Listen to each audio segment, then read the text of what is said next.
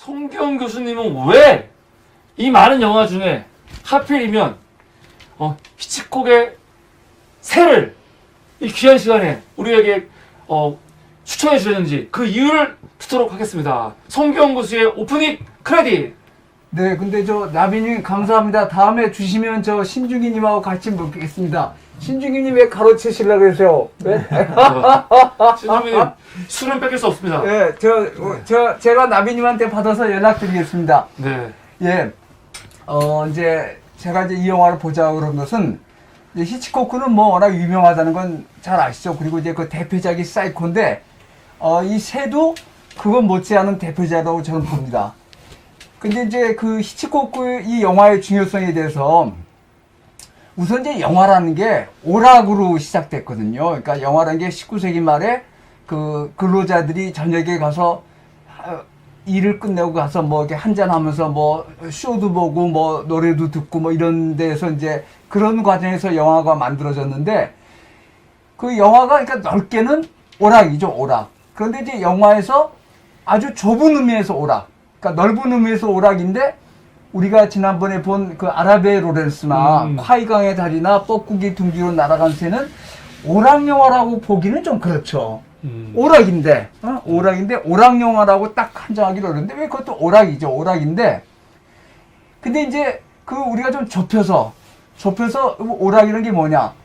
우리가 살면서 삶이 굉장히 소중하지만 삶이 쉽진 않잖아요. 물론 삶이 쉬운 사람들도 없진 않겠지만, 대부분의 사람들한테는 삶이 쉬운 건 아닌데, 그럴 때 자기가 삶의 어떤 조건, 그런 것들을 잊어버리고 한 2시간 정도 몰두해서 흥미진진하게 뭘 볼 수 있는 거. 그게 그 영화가 주는 오락이라는 의미인데, 그러니까 넓은 의미에서 영화는 아라베 로렌스나 콰이강이 되느냐, 특히 지난번에 본 영화는 오늘 다시 이야기를 하실 정도로 뻐꾸기 같은 거는 굉장히 충격적이죠. 충격적이죠. 그걸 오락이라고 보기는 어려운데, 그것도 넓게는 오락인데, 그게 좋은데. 근데 그걸 좀 좁혀서 말하면, 오늘 같은 본 영화가 오락 영화입니다. 그러니까 오락이라는 것은 우리가 삶에 그런 것들이 있고, 자기가 잘 사네, 못 사네, 돈이 많네, 적네, 이렇게 떠나서 그런 걸 잊고 2시간 동안 영화 화면에 빠져고 그 안으로 들어가서,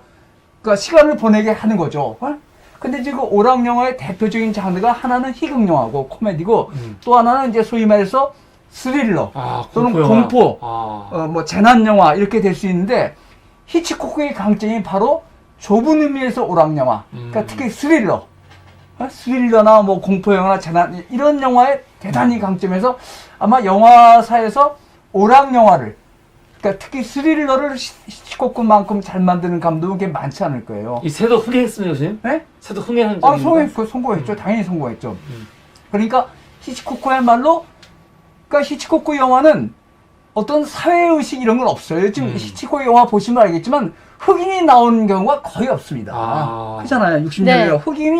흑인은 눈을 씻고 봐도 흑인은 별로 없고, 거기 집안이, 물론 어렸을 때 무슨 가정적인 문제로 이런 문제를 일으키지만, 그러니까 우리가 가난해서 기생충처럼 사회 계급을 논한다든지 그런 건 거의 없습니다. 그러니까 그런 조건 없이, 그런 사회적 신분에 관계없이 누구나 보고 즐길 수 있는 영화를 만드는 게 히치코크의 장점인데. 그럼 크게 문제된 적 없겠네요, 영화 때문에? 네? 사회적으로 문제된 적 없겠어요? 사회적으로 문제된 적이 없지만 히치코크도 많이 금기에 걸렸죠. 그러니까 그런 걸 살살 피해갔는데, 하여튼 우리가 말하는 좁은 의미에서 오락 영화를 가장 잘 만든 감독 중에 하나가 히치코크입니다. 그러니까 오늘 내용을 보면, 지난번에 뻐꾸기 이야기 나오지만, 뻐꾸기는 굉장히 무거운 이야기잖아요. 그게 사실 정신병원을 배경으로 이루어지지만 사실은 우리 자신의 이야기라고요. 그렇잖아요. 네. 우리도 누군가에서 통제를 당하고, 빅시스터, 그 수간호 빅시스터 통제당하고, 우리도 다 약점이 있다고요.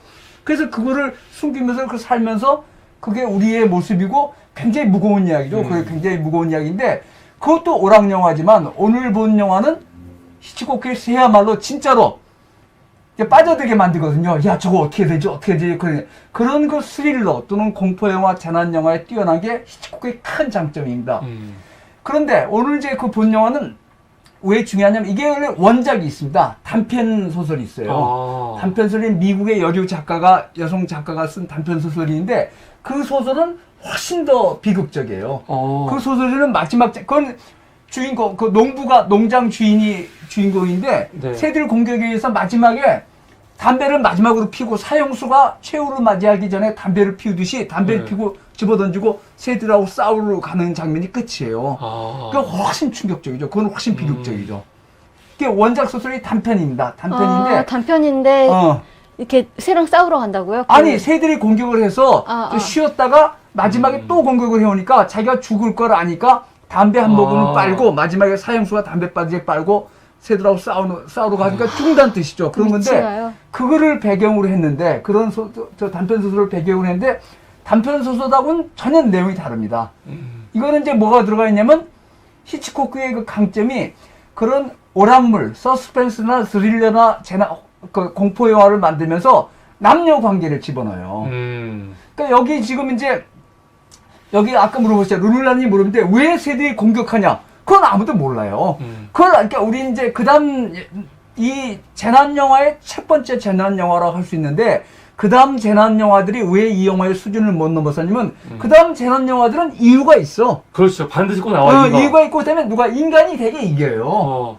인간이 그거라도 이거. 근데 이건 그게 아닙니다. 그러니까요. 그러니까 그 원래 단편 소설에서는 뭐 기후 변화 이런 거를 하는데 새들이 사람을 공격하는데 거기 여기 중간에 나오지만 이유를 어떻게 알아요? 말세인지도 모르죠. 그러니까 이 영화의 강점이 바로 그겁니다. 재난 영화지만 이유를 모르죠. 이유를 알면 재난이 될 수가 없죠. 근데 정말 그렇잖아요. 여러분 이제 이 영화 보시면 새들을 보면 쟤들이 우리를 공격할 수도 있네? 그러니까 우리가 지금 평화롭게 살아가지만 재난은 도처에 있다고 볼 수 있다고요. 근데 이 영화는 그 단편 소설에 의지했지만 그거를 아주 잘 보여줬고 특히 연출하는 데 있어서 우리나라 재난 영화 보면 중간에 괜히 억지로 무슨 코미디를 넣고 눈물 나오게 하고 이런 걸 하는데 그런 걸 안 하는 거죠. 그러니까 굉장히 연출을 집중해서 했다는 거죠. 근데 뭘 집어넣냐? 남녀 이야기를 집어넣었다고. 그러니까 이제 새에 관한 것은 근데 이게 CG가 아닙니다. 가짜 새들, 인공 새들을 많이 썼어요. 근데 산 새들도 쓰고. 그러니까 63년에 이 정도 영화를 만든 게 대단한 거죠. 그렇구나. CG가 아니에요. 근데 가짜 새들, 그러니까 그런 것도 많이 썼긴 썼는데 진짜 새들하고 섞었었어요. 야, 그러면 아이들 막 도망갈 때 새들이 막 공격하는 게. 진짜. 그거 그래요? CG 아니에요. 전 CG 줄 알았는데. 새들을 날려가지고 그 가짜 새들 날려가지고 조련사들이 해가지고 새 이런 사람도 왔어요. 와. 그래서 이제 그걸 했는데 그런 면에서 대단히 뛰어난 영화고. 근데 이제 그런 전체적인 재난 영화로서 그 다음 재난 영화와 다른 게 이유가 분명하지 않은 거야. 그리고 마지막 장면이 특히 걸작이 뛰어나죠. 원래는 그 다음에 처음에 극장에서는 디 엔드라고 나왔어요. 근데 히치코크는 그걸 반대했어. 끝나지 않은 것처럼 끝나게 만드는 거. 그러니까 마지막은 휴전이야, 휴전. 일부러. 새들이 가만히 있고 이 사람들은 인간은 빠져나가기 바쁘니까 굉장히 어떻게 보면 무거운 교훈일 수도 있죠. 그러게요. 인간들한테 자만하지 마라. 그러니까 인간이 새들을 극복한 게 아니야. 이긴 게 아니라 새들이 잠깐 쉬고 있을 때 주인공들은 허겁지겁 도망간 거라고. 근데 그거를 끝나는 그것도 그 히치코크가 그렇게 이렇게 오늘 보니까 원래는 옛날에 끝이 디 엔드라고 나와. 근데 오늘은 안 나오니까 이게 제대로 히치코크가 원한 거였어요. 그러니까 그 재난 영화에서 획기적인 그 기원 그런 거를 저거하고 여러 가지 그 장면이나 이런 게 아주 전설적인 장면입니다. 까마귀들이 한두 마리 나와 있다가 고개 돌려보니까 간뜩 몰려있다든지 새가 사람을 공격하는 거 찍은 거라든지 그게 영화 촬영 기법이나 이런 거에서 대단히 획기적인 영화예요. 그러니까요. 네. 근데 이제 이거 말고 그 재난 영화에 대해서는 조금 더 이야기. 이거 말고 중요한 건 뭐냐?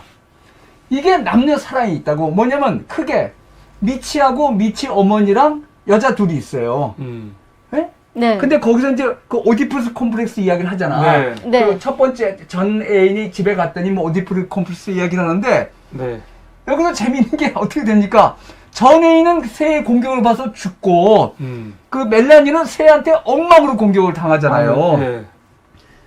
그거를 엄마의 복수라고 볼 수도 있어요. 그게 그렇게 해석할 수 있다고.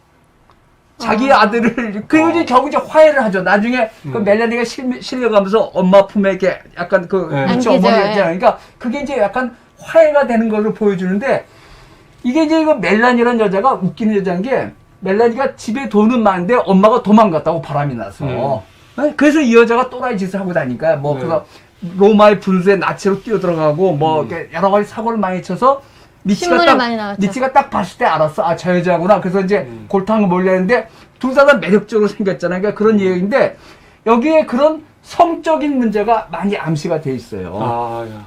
그런 문제가. 그런 문제가 많이 암시돼 있어서 여기 이제 히치코크의 그런 그 히치코크의 영화에는 스릴러나 이런 게 아니라 남녀 관계가 묘하게 얽혀 들어가 있어요. 근데 여기는 이제 소위 오디푸스 콤플스를 약간은 이야기를 하고 있다고. 그 엄마가 굉장히 냉랭하고 자기는 아들을 놓칠까봐 굉장히 저거 하잖아. 네. 근데 어떻게 되냐면 그 엄마한테 위협을 줬던 여자 둘이 다 당했다고 새한테. 첫 번째 여자는 죽고 두 번째 여자는 살아남아서 이제 해보는데 그런 것도 같이 담고 있어서 히치코크 영화가 사회의식이나 이런 게 굉장히 없는 영화지만 의외로 그런 면이 있다는 데서 굉장히 강점이 있어요. 그렇지만 히치코크 영화는 분명합니다. 오락 영화입니다. 그러니까 그런 걸 일부러 안 다뤄요. 흑인도 한 명 없어.